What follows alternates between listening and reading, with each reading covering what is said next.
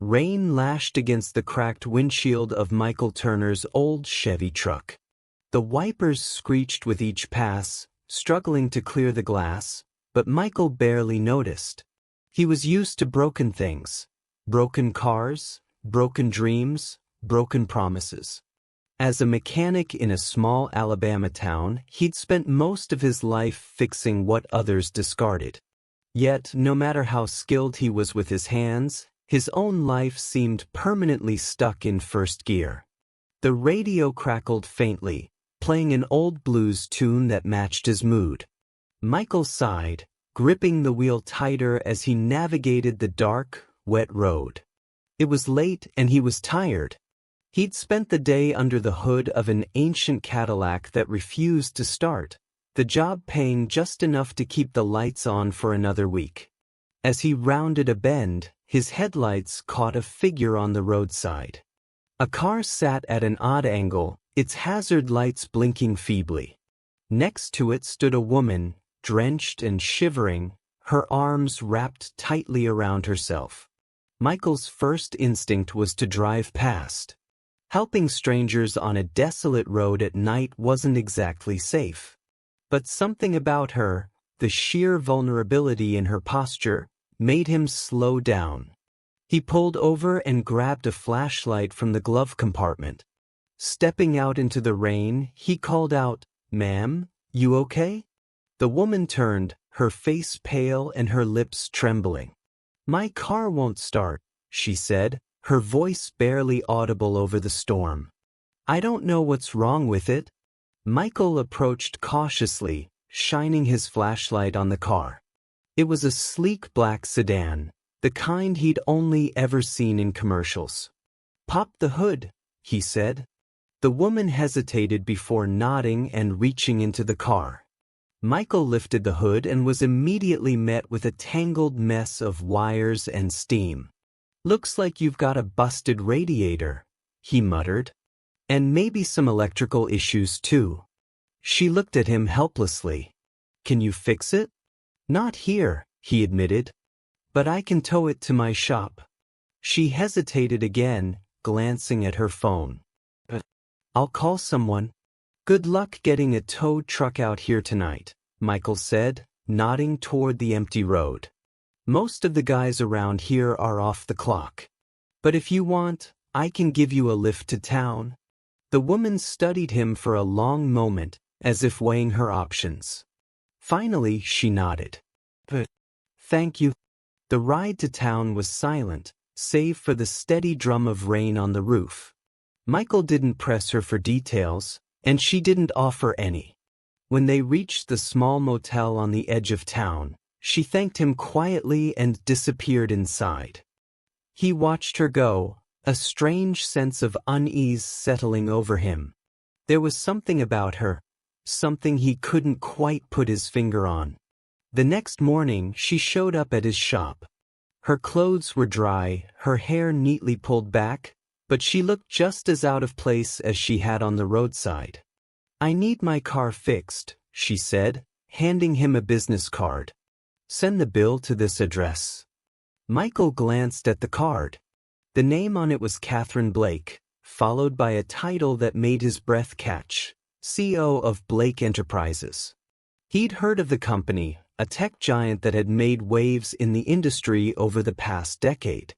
What on earth was someone like her doing in his town?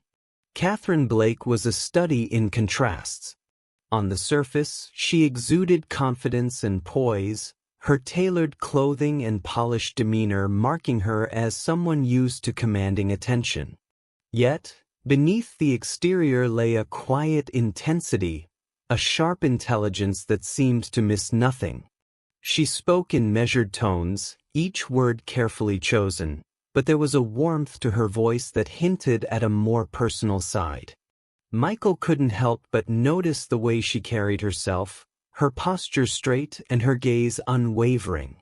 This was a woman who had faced challenges and overcome them, who knew her worth and refused to let anyone diminish it. Yet there was something else, a vulnerability she tried to hide. In the moments when she thought no one was watching, her shoulders would sag slightly, and her eyes would take on a distant look, as if she were carrying a burden too heavy to share. As the days passed, Michael found himself growing curious about Catherine.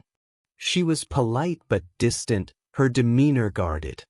Yet every so often he caught glimpses of vulnerability, a soft smile, a quiet sigh, that made him wonder what burdens she carried. One afternoon, as he worked on her car, she lingered in the shop longer than usual. "You're good at this," she said suddenly, her tone thoughtful. Michael looked up, surprised. "Thanks. Been doing it a long time." She nodded, her gaze drifting to the tools scattered across the workbench. "I admire that. People who can build things with their hands. It's a kind of art, really." "Never thought of it that way," he admitted. She smiled faintly. "Most people don't. But I've learned to see the beauty in things others overlook."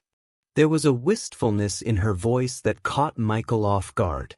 He wanted to ask her more, but before he could, she changed the subject, asking about the progress on her car. Still, her words stayed with him, adding another layer to the mystery of who she was. By the time the car was ready, something had shifted between them. As Catherine prepared to leave, she handed Michael an envelope. "Thank you," she said. "For everything." Michael opened the envelope after she drove away. Inside was a check with a sum that made his jaw drop, along with a handwritten note. *, "You're talented, Michael. Don't let anyone tell you otherwise. If you ever want to do something more with your skills, call me." Months passed, but Michael couldn't stop thinking about Catherine's words. He'd always dreamed of something bigger, of owning his own shop, of building cars from scratch, but he'd never believed it was possible. Yet, with Catherine's encouragement, he found himself daring to hope. One day, he picked up the phone and dialed the number on her card. "Ms. Blake," he said when she answered, "I think I'm ready to take you up on your offer." Catherine's voice was warm. "I was hoping you would." What followed was a whirlwind of challenges. Catherine introduced Michael to investors and helped him secure funding, but the process was far from smooth. His first pitch meeting was a disaster. His nerves got the better of him, and he stumbled through his presentation. "They're never going to back me," he said afterward, his shoulders slumped in defeat. Catherine, however, was unfazed. "You'll learn," she said firmly. "No one gets it right the first time. Let's go over it again." Michael threw himself into preparation, spending late nights refining his pitch and rehearsing in front of a mirror. When the next meeting came, he was still nervous, but this time, he managed to hold his ground. The investors were impressed enough to give him a chance, offering a modest amount of funding to get started. Throughout the process, Catherine's guidance was invaluable. She wasn't just an observer, she was an active participant, helping Michael navigate the complexities of starting a business. Her knowledge of the corporate world was vast, and her advice was always precise and practical. Yet what stood out most was her unwavering belief in him. Even when Michael doubted himself, Catherine's confidence never wavered. The next hurdle was finding a location for his shop.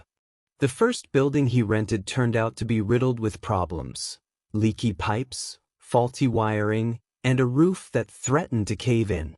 Michael poured what little money he had into repairs, only to discover that the local zoning laws didn't allow for automotive businesses in the area. He had to start over, searching for a new space while his funds dwindled. "This isn't worth it," he muttered one night, staring at the growing pile of bills on his kitchen table. "Maybe I should just stick to what I know." Catherine's voice on the phone was unwavering. "You didn't come this far to give up now," she said. "Remember why you started. You have something special, Michael. Don't let these setbacks stop you." bolstered by her encouragement, Michael kept pushing forward. He found a new location and assembled a small team of mechanics who shared his vision. The early days were grueling, long hours, tight budgets, and the constant fear of failure. But slowly, things began to turn around. Word spread about the quality of his work, and customers started coming in. His first big break came when a classic car enthusiast commissioned him to restore a vintage Mustang. The project was a massive undertaking, requiring countless hours of meticulous work, but when the finished car rolled out of the shop, the client was thrilled. They recommended Michael to their friends, and soon his reputation was growing. Within a year, Turner Automotive was up and running. Specializing in custom car builds and restorations, the shop quickly gained a reputation for excellence.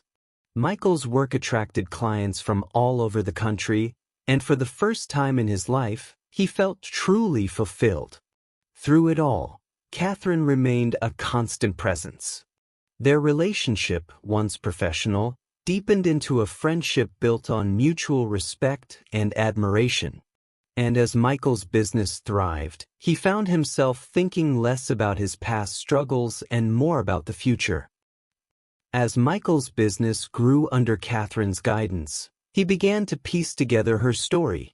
Catherine had not always been the commanding presence she appeared to be. She had grown up in a struggling household, her father a factory worker and her mother juggling multiple jobs to make ends meet. It was a life that taught her resilience but also left her with a deep sense of responsibility, a drive to succeed not just for herself, but for everyone who had believed in her. When she started Blake Enterprises, it was with nothing but a borrowed laptop and a makeshift office in her apartment. The tech world was brutal, and as a young woman, she faced skepticism and condescension at every turn. Investors dismissed her ideas, competitors tried to undermine her, and there were moments when she came dangerously close to giving up. But through sheer determination and an unshakable belief in her vision, she built her company from the ground up. Her success, however, came at a cost. The long hours and relentless pressure left little room for personal connections. She had few friends and even fewer moments of genuine rest. The night Michael found her on the roadside, she had been returning from a rare attempt at escape, a solo drive to clear her mind. The breakdown had felt like a cruel reminder that even when she tried to run, her responsibilities would always catch up. Years later, as Michael stood in his bustling shop, watching his team bring his latest creation to life, he thought back to that rainy night. If he hadn't stopped to help Catherine, none of this would have been possible. She had seen potential in him when no one else had, and for that he would be forever grateful. Catherine's words echoed in his mind, *, you're talented, Michael. Don't let anyone tell you otherwise. He smiled, knowing that her belief in him had been the catalyst for everything. She had been his hidden savior, and he, in turn, had found the strength to save himself. The story of Michael and Catherine reminds us that the most profound changes often begin with small acts of kindness. It is a testament to the power of resilience, the value of uplifting others, and the beauty of human connection beyond barriers of race or class. When we trust and believe in one another, we unlock potential not only in others but also within ourselves, creating a ripple effect that can transform lives.